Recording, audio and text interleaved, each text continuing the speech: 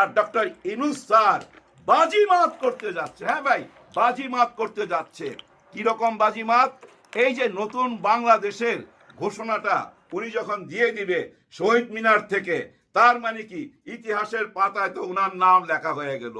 বাংলাদেশ 2, হ্যাঁ, এই যে বাংলাদেশ নতুন ভাবে আবার জন্ম নিল, বা বাংলাদেশকে যে আমরা রক্ষা করতে পারলাম, যে বাংলাদেশকে গিলা ফেলাইছিল, সেখান থেকে তো ভাই টাইনা বাইট করতে পারছি এই 5ই আগস্টে। আর সেই ঘোষণাটা যদি ডক্টর মোহাম্মদ ইউনূস স্যারের মুখ দিয়ে আসে, সেটা কি ইতিহাসের পাতায় লেখা থাকবে না? আজ থেকে 100 বছর পরে নেক্সট জেনারেশন এটা পড়বে না, এই ইতিহাস পড়বে। আর এই ইতিহাস শুধু ঘোষণা দিয়ে রুখবে না ভাই, বইপত্রে চলে আসবে, জাদুঘরে চলে আসবে, কে কি কথা বলছিলেন এই গত 15 মাসে সমস্ত কিছু রেকর্ড এই জাদুঘরে চলে আসবে।